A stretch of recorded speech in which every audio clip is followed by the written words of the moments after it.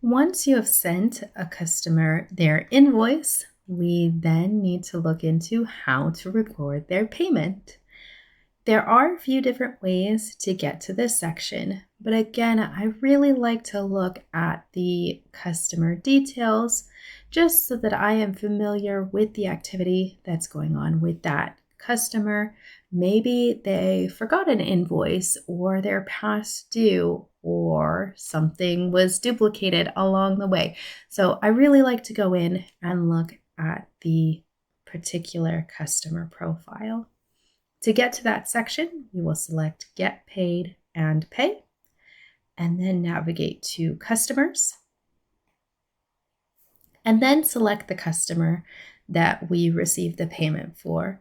We can see here we have the list of customers, and it also tells us the amount they currently owe us. So let's say Amy has given us a payment. I can click on Amy, and I can see this invoice is currently overdue, and I can click the Receive Payment button. If I had any questions about what the invoice was for, I could click on this item and it would open up the copy of the invoice and I could read some of the information that was listed. You can also click Receive Payment here underneath the main balance due, or I can click Receive Payment just straight from this detail section. One of the items we need to be really careful of is the deposit to. So right now you can see QuickBooks is automatically suggesting the savings account. In a lot of cases, you're not going to have clients deposit directly into your savings account. They'll go into your checking account. So that's just one example of this deposit to being completely wrong.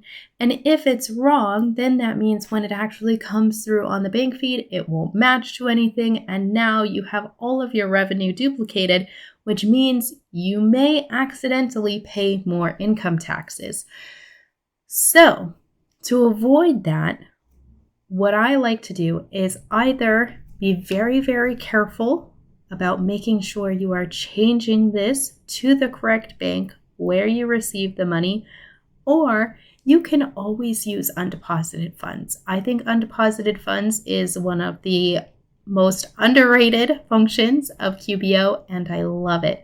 Undeposited funds is basically an account for money that you haven't yet deposited into your bank account. So when you select this, it doesn't really matter what bank account you actually deposit the money to. This can be really great if you have a business account, a personal account, a PayPal account, a Venmo, all of these different accounts that somebody can put money into. If you're just really in a rush, if you put everything to undeposited funds, you don't have to worry about accidentally forgetting to double check this deposit to, or maybe it defaulted to something really weird and you don't catch it. If you always use undeposited funds, you don't have to worry about that. So I love this function. Another item is we want to be careful about the payment date. Sometimes people will pay you maybe 3 days ago. We do want to make sure that the payment date is similar to the day you actually received the payment. That makes sense. So when you open up the Receive Payment, QBO will automatically suggest today's date. But again, if you're sitting down maybe once or twice a month, the current day may not be the correct date the payment was received. Once I've confirmed that the information is correct, I'm going to click Save and Close.